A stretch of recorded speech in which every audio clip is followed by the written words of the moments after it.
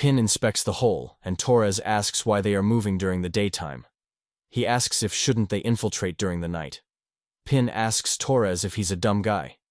The guards are turning a blind eye to this. But they already know that something is up with this place. Encrid also chimes in with Pin, saying they won't expect them to come in during the daytime. This will allow them to catch them off guard. Pin says that's quite expected of someone handsome as him. However, Torres feels gloomy about the situation. He wonders why he's the only one who has to take all the blame. Pin heads in and says Ranger leads the way. Encrid also enters the cave and thinks about what Pin said. He thinks that the Rangers move quietly with the bare minimum equipment, so they can scout paths ahead of everyone else. Pin moves forward and places her footstep. Encrid notices that she didn't make a sound at all, and wonders if he could do the same as well. Before Encrid places his foot, the enemy confronts them. They look at them with killer eyes, and the leader orders his minion to kill them. The trio gets taken aback as they were supposed to surprise them, and not get surprised. Pin says that it's an ambush and they must retreat now. However, the archers block the exit and the spearman takes the front. The leader says that they have nowhere to run now. He orders his man to kill all three of them. Pin and Torres pull out their weapon, and Pin says they must fight through them. The archers line up their crossbows and fire them. Encrid dashes forward to face the archers head-on. He's able to destroy all the arrows with a swift swing. But Pin takes an arrow to her hand. She quickly dashes forward and kills an archer with her axe. Torres is also doing the same, as he takes down multiple men at once.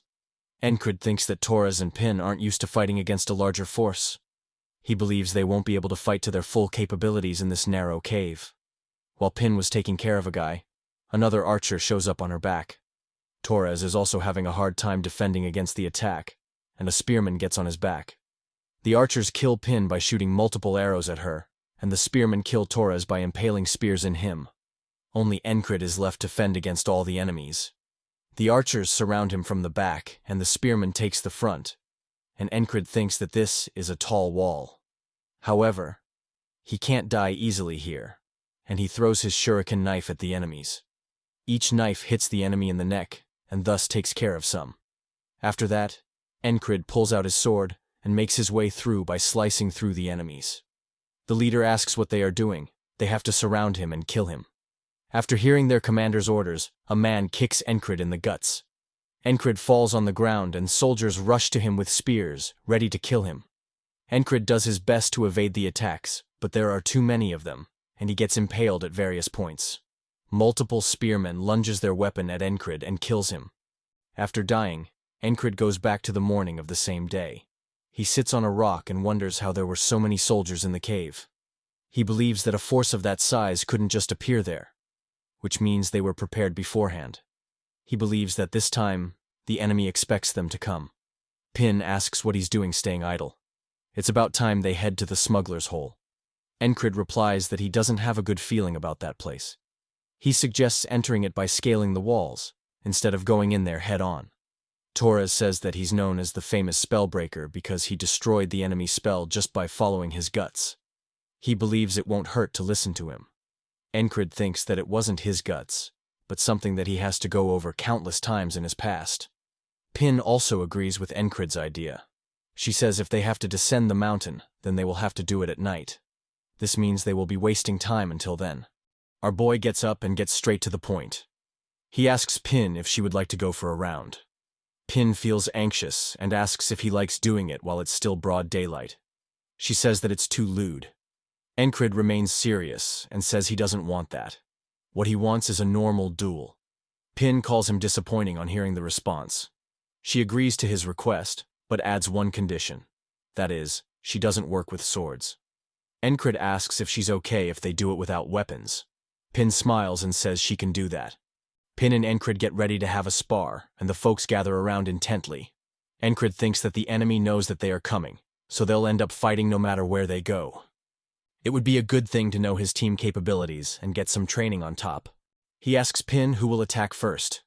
Pin urges him, and says that a man comes first.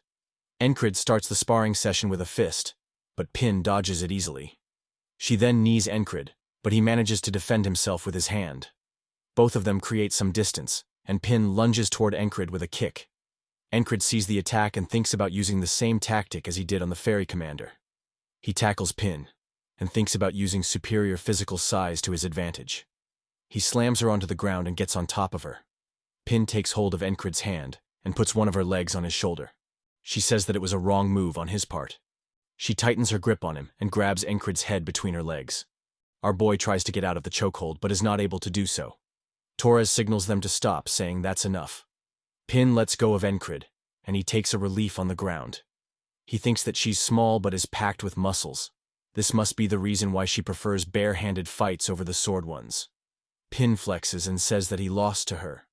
However, our boy has a twisted personality and thinks that she's perfect to train with. He asks if she would like to go for another round. Pin blushes and asks if he means that stuff. Encrid clears the misunderstanding and says he wants to spar again. Torres looks at them flirting with each other and begs them to stop doing it in front of him. Soon enough, it's evening time, and the group decides it's about time they head out. Our boy decks out with more weapons and knives than usual. Pin asks if that's how he's thinking about going, and Encrid asks if there's anything wrong with it. Pin inspects him and says he has too many weapons. This will make him pass out from exhaustion even before reaching halfway there. Torres feels jealous and asks what about checking him. Pin looks at him but doesn't find him interesting at all. She says he can do whatever he wants, she doesn't care about him. Torres curls up on the ground and feels dejected. He just got his feelings hurt and his teammates laugh at him for getting rejected. Encrid says that he can climb the walls fine even with this much gear. Pin sighs and says he's so innocent. She points upward and says, they aren't just climbing walls here. They have to climb the mountains first to get to the walls. Torres looks up and says it's way higher than he anticipated. Encrid also thinks that climbing it won't be easy.